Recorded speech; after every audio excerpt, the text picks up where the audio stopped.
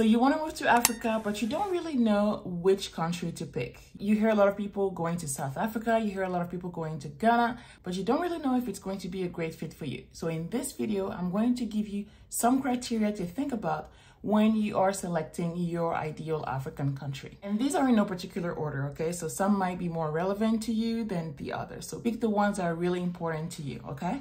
So let's go into the first one. And I have my notes here, so I'm gonna look down a little bit, okay? There are a lot of other YouTubers that talk about how to pick your destination for your black set. You can think about Stephanie Perry, you can think of Adelia, Aborishade, as well as Rashida Dow, and many others, right? So these are just the three to name a few.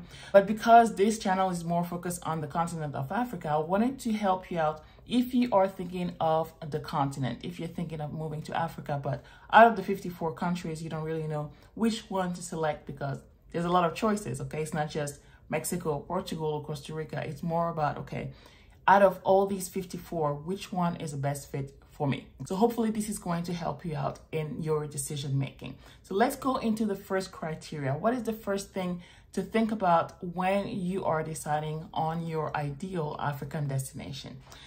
First one is the language.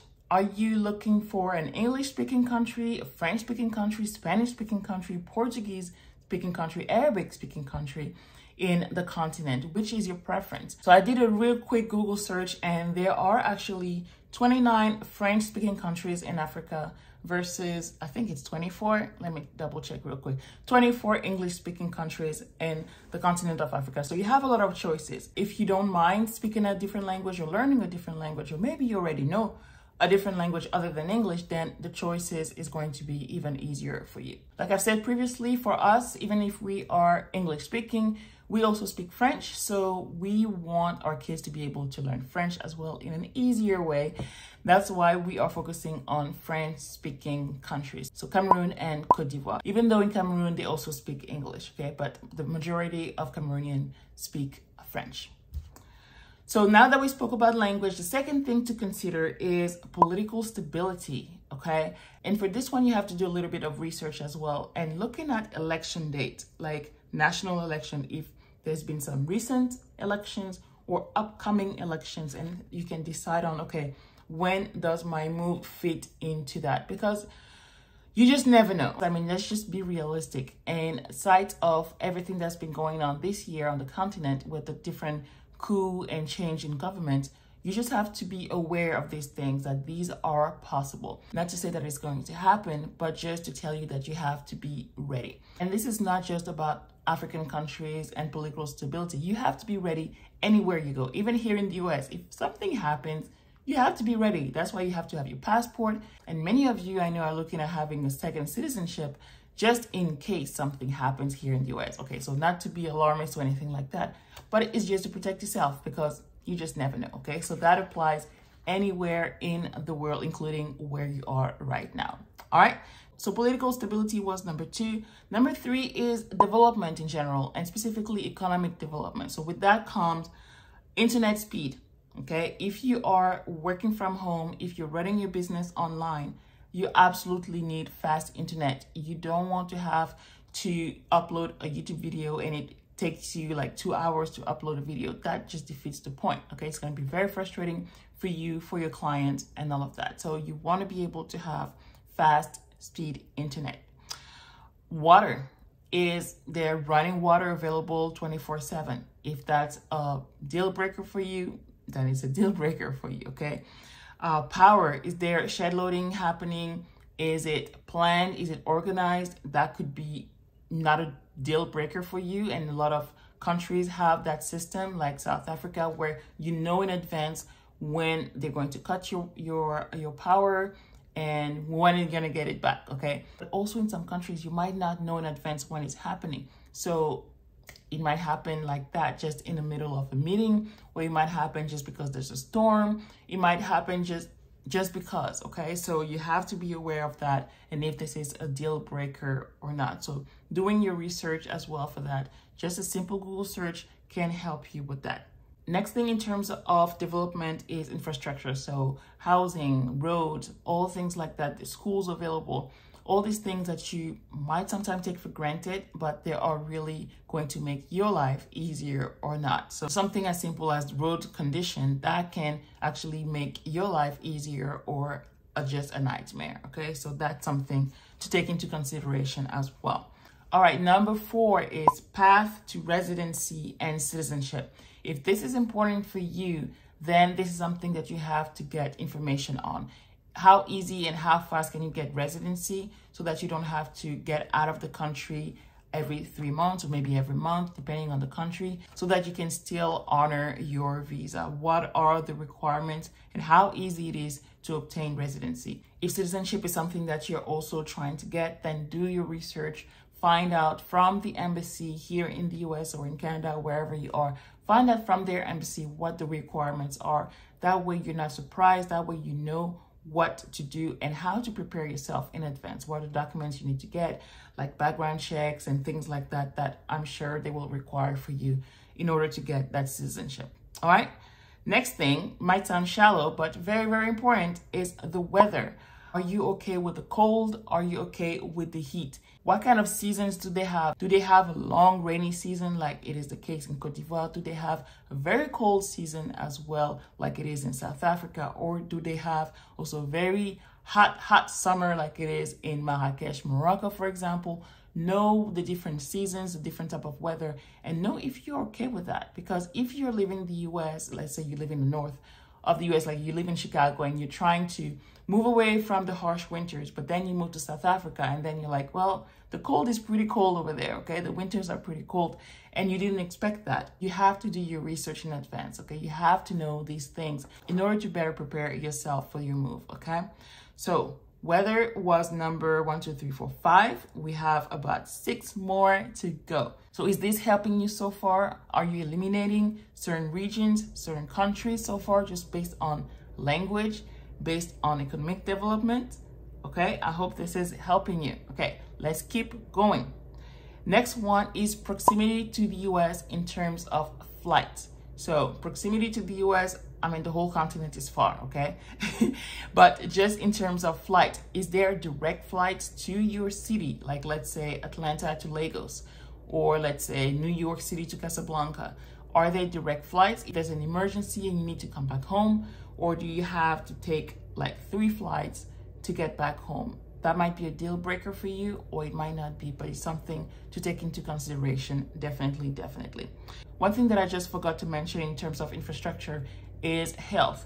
So availability of hospital and medical care and all of that. So for you, for your kids, if you have special care needed, that's something very important that you have to take into consideration. And even more if it's a country where you don't really speak the language. So how are you going to communicate with the medical staff if they don't speak the same language as you? Okay, so that's something very, very important to take into consideration right now. Okay, so next one is culture. All right, so are you connected to the culture personally? Is it the land of your ancestor? Maybe you did your DNA testing and this is where you are actually from, where your ancestors are from. So maybe that could be a point of interest to you, and that's where you actually want to go.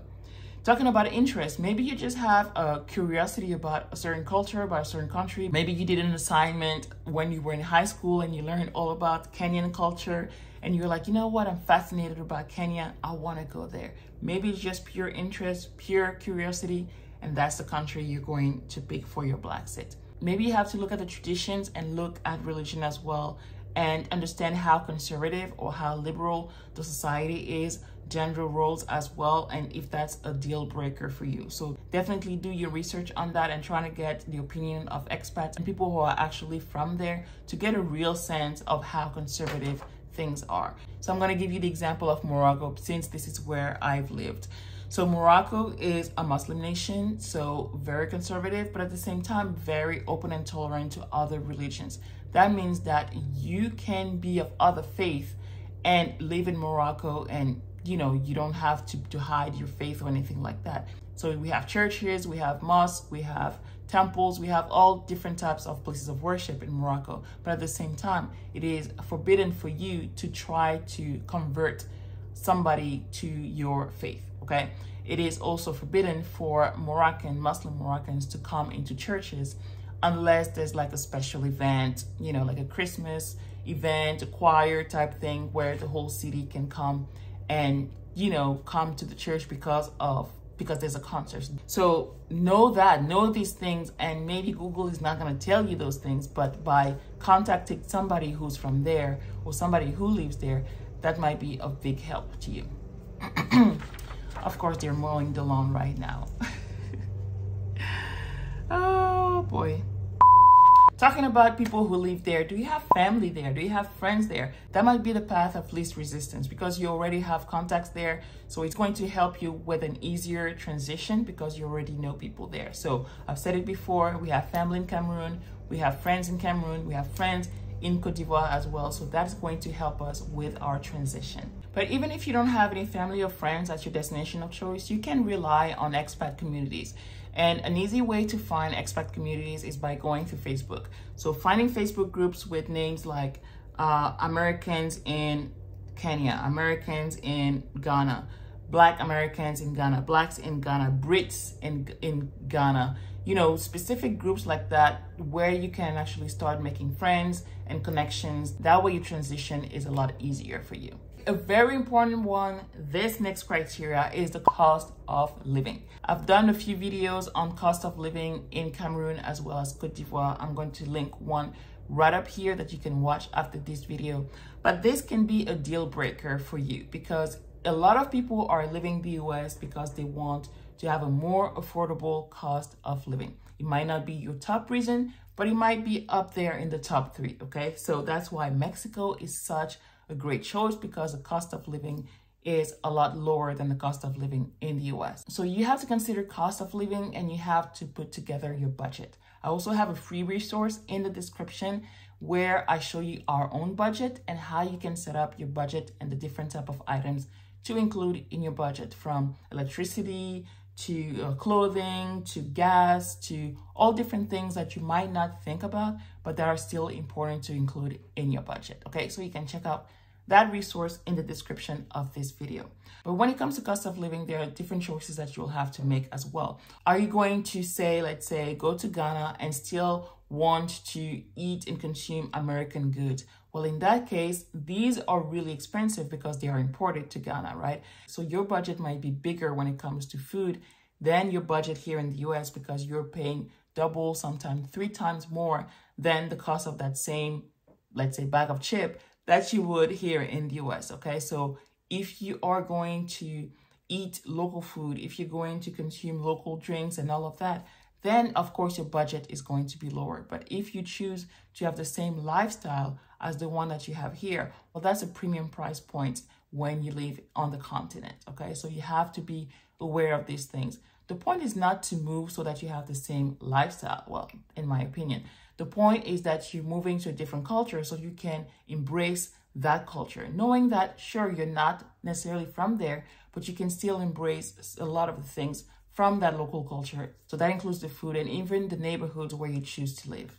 Very important one, if you are a business owner, is the ease of doing business. A country like Rwanda is very well known to have an ease of doing business. Basically, you can apply for a business license in the morning and by the end of the day, it's all done, okay? You can incorporate your business same day and it's done, okay? So knowing if that's possible for you, if you choose to start a business in the continent. Some countries might ask you to be partners with a local in order for you to start a business or even to buy land. Is that something that you can do, whether it's for business purposes or just personal use to grow some food or even just to build your house? Is that something that you're able to do, or is it something that you are going to have to partner with a local because as a foreigner, you're not able to do that, okay? So do your research about these things as well because they are very, very important points. I know that for a lot of people, buying land is a great motivator. So you have to know if you are able as a foreigner to buy land by yourself instead of having to partner with a local, okay? That's really, really important. Next thing, demographics. Are you going to be the Black majority or are you going to be the Black minority? Depending on where you go on the continent, you might still be the minority. So if that's important for you, know what is the demographic makeup of the country. Last but certainly not least, This is probably the most important one, because if this one is not fulfilled, then everything else doesn't really matter. And it's how welcoming the country is to foreigners. This is so important, okay? Because you don't want to go someplace where you are not welcome. You have to acknowledge that you are an outsider and that you're coming in as a foreigner, but at the same time, you want to be able to live in a place where you have a sense of belonging, okay? So this is really important, because if you don't feel like you belong, if you're being told all the time that you're a foreigner and that you don't belong here, then the rest doesn't really matter. Like running your business there and having a family there, even if the cost of living is really low, then you're not going to be at ease, you're not going to be comfortable being there, and you're just going to want to leave. All right. So what are the policies when it comes to foreigners? Is there an ease of residency, for example? That's a good sign. What are the politics in terms of owning land? What are the politics when it comes to tax exemptions for businesses? These are different signs that you can look at and do your research, so that you'll have a better sense of how welcoming that society is to foreigners, okay? So that was a lot of information, but I hope you selected the ones that were more relevant to you. So I'm curious to know which ones are the ones that are really important to you and your family. Is it the cost of living? Is it how welcoming they are to foreigners? That's a given. I think for everybody, this is an important one, but also maybe the weather. Is the weather so important to you? Or maybe it's the language. Which of these criteria are the most important for you as you decide which country to pick, okay? Let me know in the comments. As always, if you enjoyed this video, make sure you like it, make sure you share it with a friend or two, and subscribe to the channel. That way you don't miss any of our video progress as we are preparing for our own move abroad. Like I said earlier, if you want to know more about the cost of living in Cote d'Ivoire and Cameroon specifically, I encourage you to watch this next video right here. Until next time, bye.